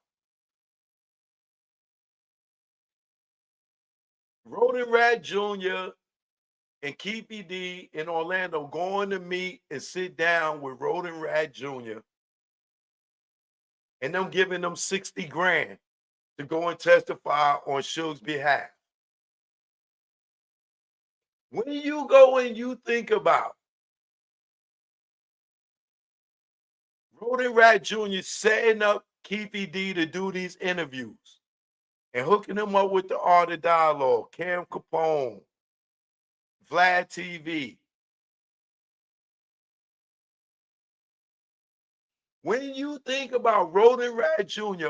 on YouTube calling Keefe D's phone, buddy, yo, Keefe D, you know what today is, right?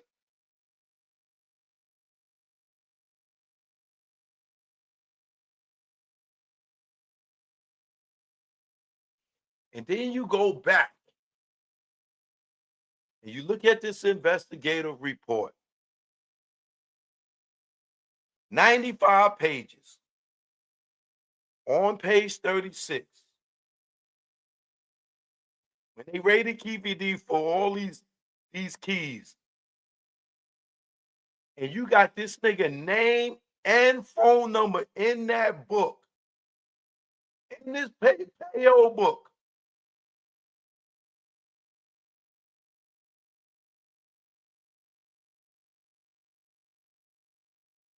You don't think Tupac was set up?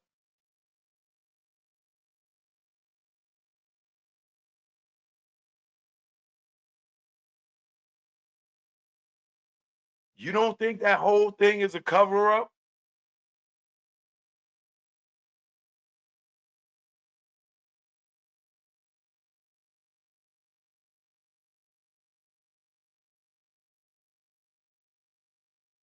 These niggas was getting money together.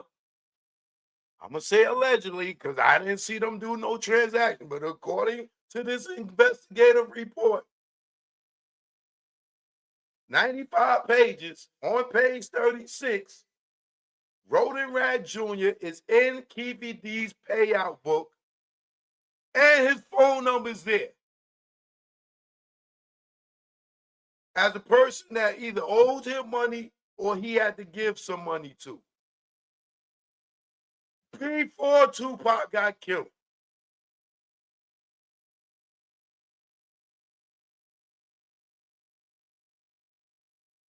Thank you, Gina. The hip hop nucleus is out right now.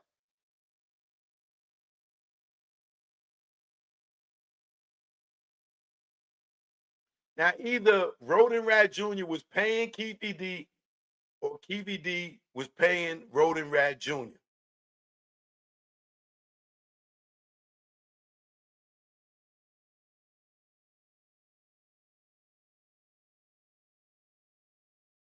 And this is before Tupac got killed, y'all.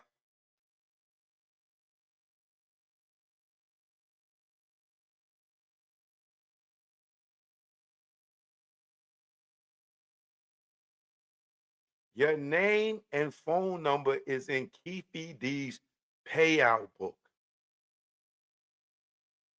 And shout out to Michael Carlin, because that's where I got it from.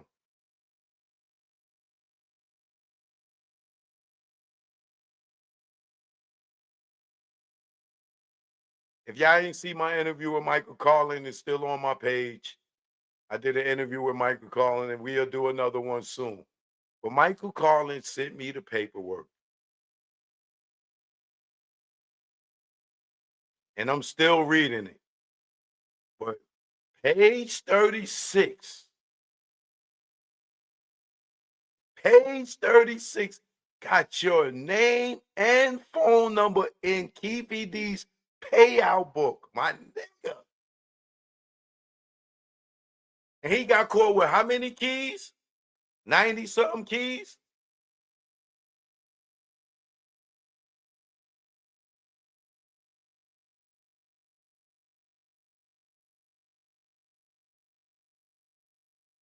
And then there's the thing in there where I'm gonna say allegedly, KVD gets caught with 15 pounds of weed, bro. And they say that, I'm gonna say allegedly, that Reggie Daddy let them niggas out the back door of the jail, my nigga.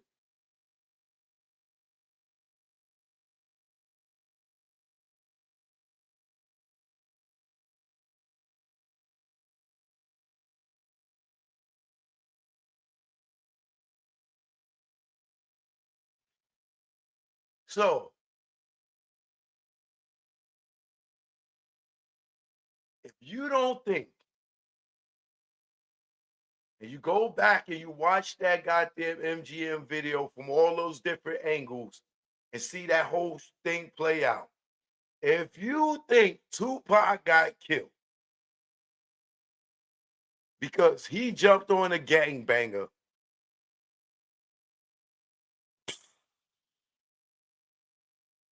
y'all niggas is crazy.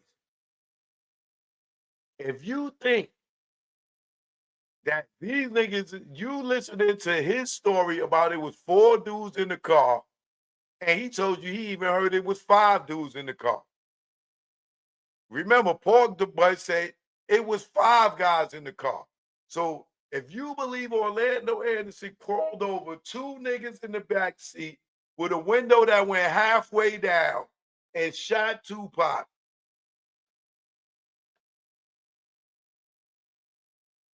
I don't know what to tell you. But I will tell you this. In this investigative report, it's 95, 96 pages. On page 36, and ask him, he knows about this. Ask him, I guarantee you he knows about this.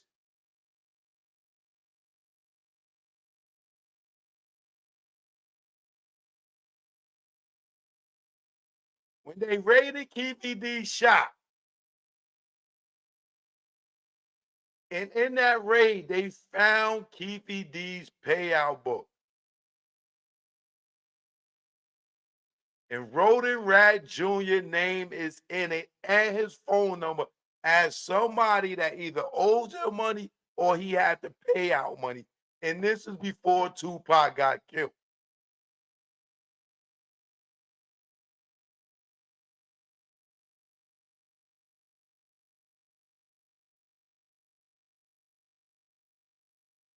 Let that marinate.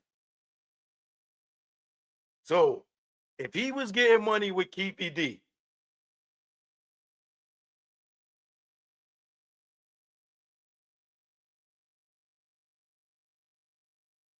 and he's the one that's telling Frank the lie about Orlando tried to snatch Pac chain. If he's the one that's telling you this story about the chain snatching in the Lakewood Mall, these are all alibis, baby.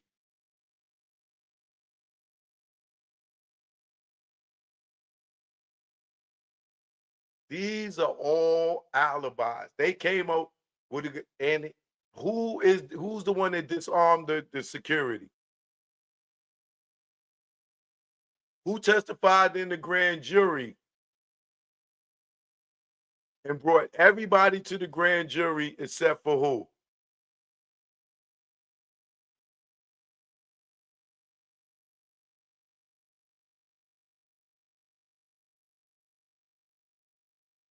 Shout out to Michael Carlin. You blew my mind with this one, brother. Uh, but I'm going to do a whole show on it, and I'm going to put it on the screen because I know this information people will be watching and want to take and run with it.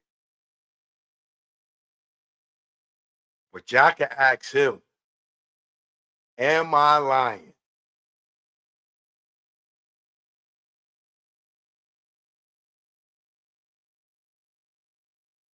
Let me show y'all something, just so you know that I'm not capping.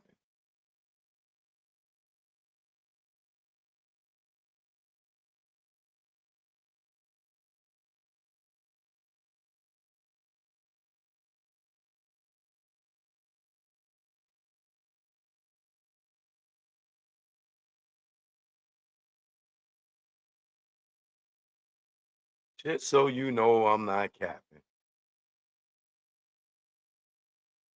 I'm going to show y'all some of it.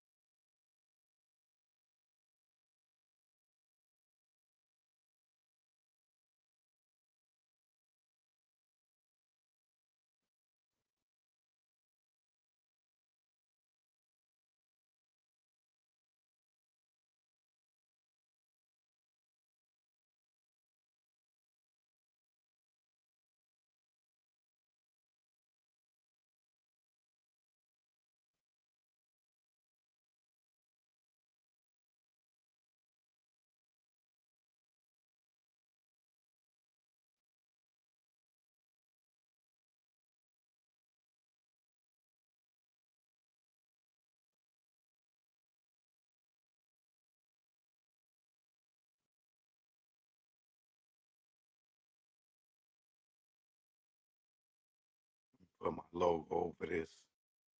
Niggas get to start stealing, right?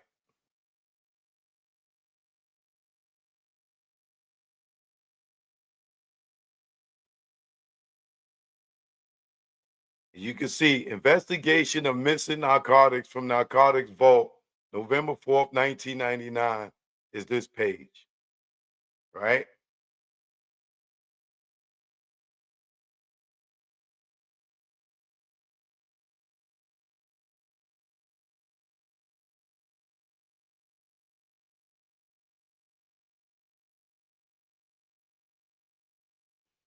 Right here, you got on February 15th, 1994, Sergeant Newsom completed a 5-page supervisory report about Detective Paez's allegation on theft. Chief Taylor signed off on the report. On March 23rd, 1994, Captain Perrodin reviewed the internal affairs investigation and determined that there was insufficient evidence to substantiate investigative Paez's allegation, and he recommended that the allegation of theft be classified as not sustained. Captain Perrodin, or whatever his name is, also recommended that Sergeant Newsman be issued an official reprimand for neglect of duty in this matter. Chief Taylor signed off on this report as well. On March 23rd, 1994, Chief Taylor issued Sergeant Newsom's an official reprimand, citing that the fact that it was apparent that you were remiss in your supervisory responsibilities and that you did not order Paez to remove all of his property, all his personal property from the narcotics vice office at the time he was transferred from the unit. Furthermore, you should not have removed any items from his desk. October 21st, 1999, in the conference room, Officer Patterson and I interviewed Lieutenant Wright, Sergeant Roller, was present, an observer only, and Detective Branscombe, who is the president of the CPOA, sat in at Lieutenant Wright's request during the interview as his representative. I advised Wright of his AB 301 rights, which he said he understood. He also said he invoked his rights because this was an interrogation and not an interview. He told me that he was going to have to be given an order to talk. I left the room and advised Assistant Chief Anderson, who accompanied me back to the room. He then gave Wright in order to cooperate with the investigation and answer the questions. Lieutenant Wright said he is currently assigned as the night shift watch commander. He said that prior to his current assignment, he was the coordinator of the Investigative Services Bureau and the commanding officer of the Special Investigation. Lieutenant Wright said he was responsible for three parts of the department. He said he was the supervisor over the gang intelligence unit and over the narcotics and the vice unit. He said he had been the supervisor over the gang unit since 1994. Tupac died in 96. And had been over the special investigating units since 1997. When the unit was first formed, he said the officer in charge of the unit was Sergeant Newsman. He said Gilbreth, Arnie Valario, and Pilcher, I'm probably butchering these people's names, all worked for him at some point. He said Valario left at one point, but he came back. He said Mark Anderson worked for him, but Anderson was assigned to the FBI, although he was responsible for answering the narcotics unit. I asked if he knew anything about Paez being a victim of a crime, and he said he heard rumors around the station that Paez had been a victim of a theft while he was in the narcotics unit. But he said he has he has no intimate knowledge of the incident. He said that, to his knowledge, Valario has never been removed from the narcotics unit for cause. I asked him if he knew the twins, Cesar and Julio Navetti. He said just before the unit went under his control, Sergeant Newsman had the twin brothers working for him. He said he knew at least one of them because he used to be security. He used to be a security guard at the SWAT meet. Wright said he knew they were informants because he used to see them going in and out of the narcotics office. Wright said he was not over the narcotics unit when the 3 kilos reverse sting in the South Gate occurred. He said he does not know anything about that. I asked if he was familiar with the 60 kilo seizure from the motorhome, and he said he was because it was a well-known incident throughout the department. Y'all know who 60 kilos that was, right? Okay, let's continue. He said he knew he was not over the narcotics when this occurred. I also asked him about Reyes Cano incident in which 60 kilos of cocaine was seized from a van. He said he is somewhat familiar with the case because it was a joint effort between our agency and the FBI, he said. Mark Anderson was a part of it. I then told him the part of the ledger in which Valario had written in the remarks section that 60 kilos of cocaine had been released to the FBI. I told Valario now couldn't remember who told him to release the cocaine. I asked Lieutenant Wright if he told Valario to release the cocaine, and he said no. During my command, I never got involved in anything as far as making any decisions. Even if something like that came through me, then the chief or the captain,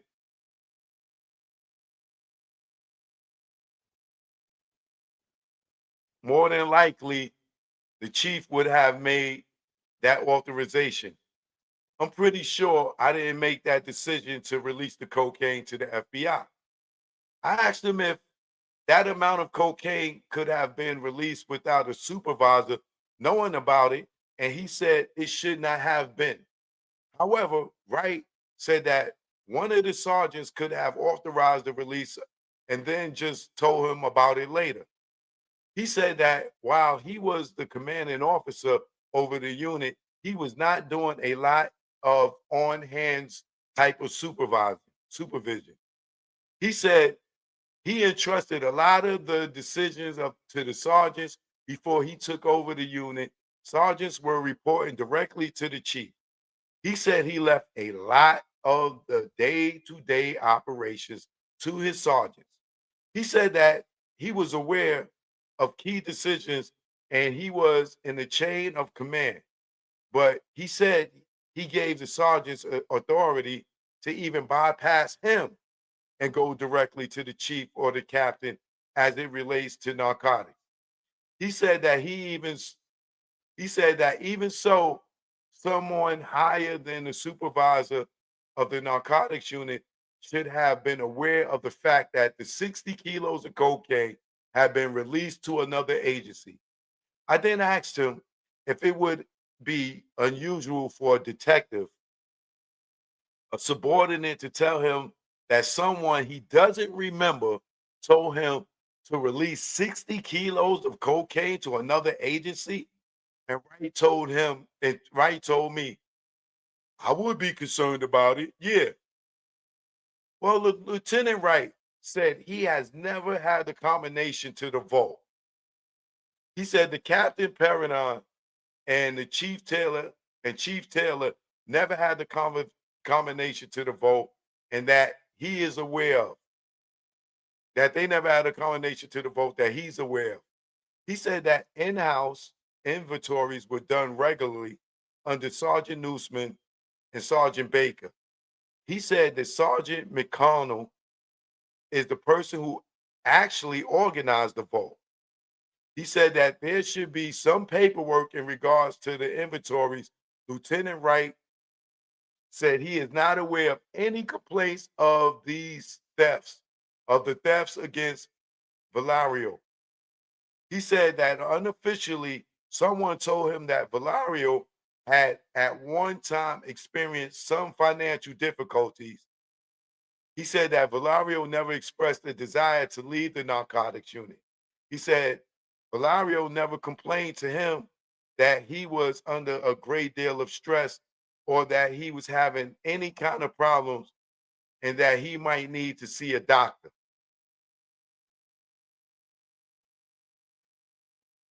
Lieutenant Wright said that Valerio and Pilcher did not have concerns with him overseeing the narcotics unit, but that was in regards to another issue. He said that week or two ago, he was in the narcotics office and saw Valerio. He said Valerio told him that he was leaving the unit. Wright said he asked him if he was being pulled out, and Valerio told him he asked to be taken out. Wright said this kind of surprised him because he he thought Valerio was happy. Lieutenant Wright says he does not know Juan Calario. He said that he is not sure if he knows the twin informants personally or not. Lieutenant Wright said at any time more than $100 was spent on an informant, he wanted to know about it beforehand. He said this money normally comes from the buy fund or from petty cash from the sergeant would keep in the narcotics office. Wright said if someone in his unit was paying an informant $500, he would demand that an expeditional, I don't know what that word is, like that be pre-authorized by either him or Captain Perenan or Perenin.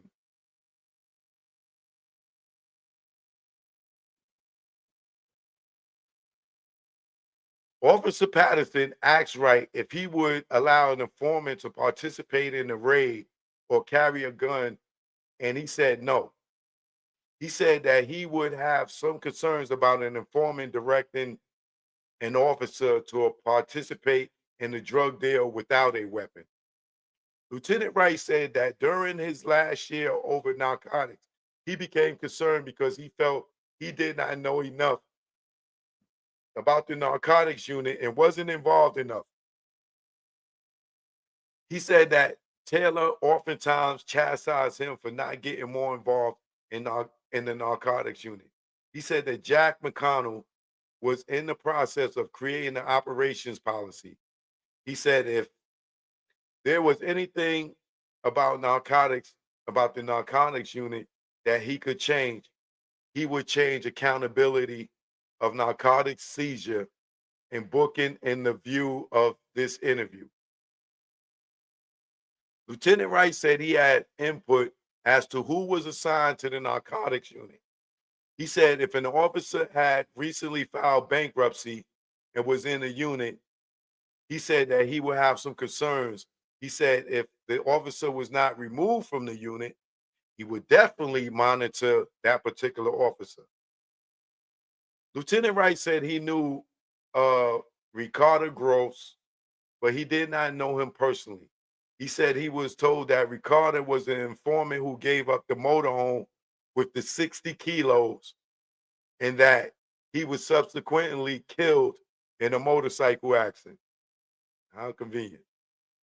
Lieutenant Wright said he was aware of the narcotic burns and said that once the items have been identified for destruction, an order from a judge was obtained, and then the information was forwarded up through the chain of command. He said he never participated in a narcotics burn. He said the sergeants handled the burns. I told Lieutenant Wright that recently we became unaware that some officers assigned to the narcotics unit, while he was the supervisor, that expressed a great deal of concern because he always wanted to know the locations of the search warrants that were served. Lieutenant Wright became extremely upset and said, I never wanted to know where a search warrant was, and I didn't care. Somebody lied to you. Okay, because I never cared about search warrants, and I want this loud and clear on the record. So whatever or whoever told you that is a damn lie. Because I never cared about where they went. I never sat in their briefings of where they were going to go. I didn't want to know until it came to my attention and I participated in this issue that Officer Valario and Pilcher brought up about going out to Alondro in Washington. And the only reason I got concerned is because we were looking for the primary, one of the main guys for a shooting, a 245, and he had guns, and I wanted his ass.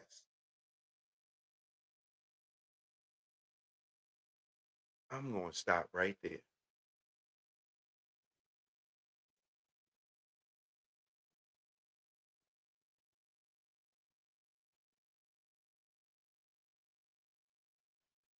See what I mean?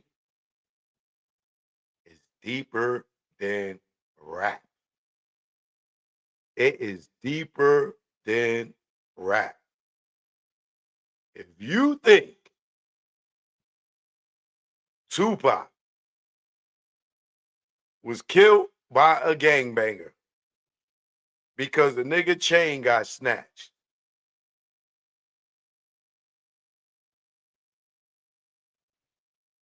and Rodent Rat Jr. is in Keefe D's payout book, but he's over there leading the grand jury for Keefe D. You think Las Vegas Metro Police Department don't know this information? Or do they know this information? And Rodent Rat Jr. is leading their investigation.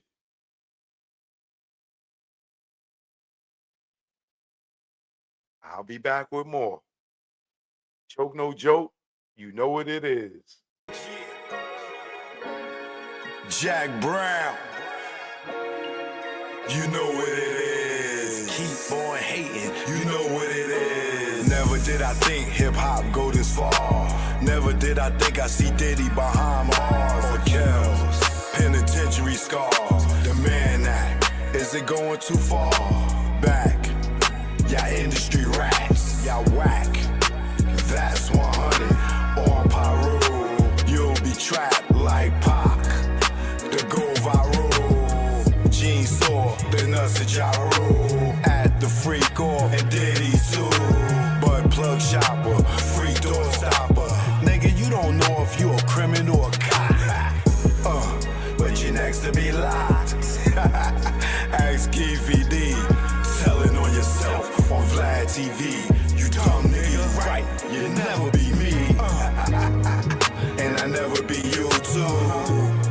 Telling on you too. Sitting on the step, giving up myself. What the fuck I look like? My name G-Dap. Comb legacy doom. Will the bad boy see time like loan? Your extortion fell through. You friended no one like the moon. What did you do? Sat back and watch him get groomed. Only badge in the room. You and wifey, drunk the juice. Saw the check for Pac's life. And his back right. Guess it's bad boy for life. Or should I say same gang? You the same lane. That Diddy let hang. And now he chain gang. Damn, you rocked him, fella. Didn't you?